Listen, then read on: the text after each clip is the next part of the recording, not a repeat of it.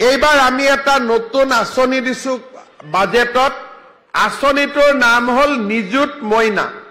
নিযুত মানে 10 লাখ। ঠিক আছে। এতিয়া আমাৰ চৰকাৰে দুখীয়া ঘৰৰ লৰা ছোৱালী বিলাকৰ নাম ভৰ্তি বিনা পইচাত কৰি দিয়ে আৰু কলেজত নাম ভৰ্তি ফ্ৰী আছে। কিন্তু নাম ভৰ্তিটোহে ফ্ৰী, কিতাপ কিনিব লাগিব, কলেজত অহা যোৱা কৰিব লাগিব। এই কাৰণে বহুত লৰা ছোৱালী, বিশেষকৈ ছোৱালীক এতিয়াও মাক বাপেকে কলেজত মেট্ৰিক পাছ কৰাৰ পিছতো নপঠায়। এতিয়া মেট্ৰিক চলি আছে। এইবাৰ যিসকলে মেট্ৰিক পাছ কৰি কলেজত এডমিশ্যন ল'ব, তেওঁলোকক বিনা পইচাৰ এডমিশ্যনটো হ'বই। তেওঁলোকক আমি আৰু 10,000 টকা চৰকাৰৰ পৰা দি দিম ছোৱালীবিলাকক। আৰু যিবিলাকে হায়াৰ ছেকেণ্ডাৰী পাছ কৰি কলেজত এডমিশ্যন ল'ব গ্ৰেজুৱেশ্যনৰ কাৰণে, তেওঁলোকক আমি 12,500 টকা দিম।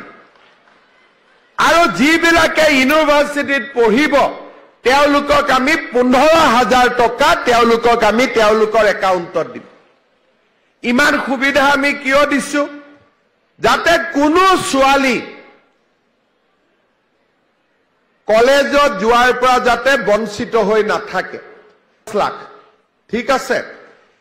এতিয়া আমাৰ চৰকাৰে দুখীয়া ঘৰৰ লৰা ছোৱালী বিলাকৰ নাম ভৰ্তি বিনা পইচাত কৰি দিয়ে আৰু কলেজত নাম ভৰ্তি ফ্ৰী আছে। কিন্তু নাম ভৰ্তিটোহে ফ্ৰী, কিতাপ কিনিব লাগিব, কলেজত অহা যোৱা কৰিব লাগিব। এই কাৰণে বহুত লৰা ছোৱালী, বিশেষকৈ ছোৱালীক এতিয়াও মাক বাপেকে কলেজত মেট্ৰিক পাছ কৰাৰ পিছতো নপঠায়। এতিয়া মেট্ৰিক চলি আছে। এইবাৰ যিসকলে মেট্ৰিক পাছ কৰি কলেজত এডমিশ্যন ল'ব, তেওঁলোকক বিনা পইচাৰ এডমিশ্যনটো হ'বই। তেওঁলোকক আমি আৰু 10,000 টকা চৰকাৰৰ পৰা দি দিম ছোৱালীবিলাকক। আৰু যিবিলাকে হায়াৰ ছেকেণ্ডাৰী পাছ কৰি কলেজত এডমিশ্যন ল'ব গ্ৰেজুৱেশ্যনৰ কাৰণে, তেওঁলোকক আমি 12,500 টকা দিম।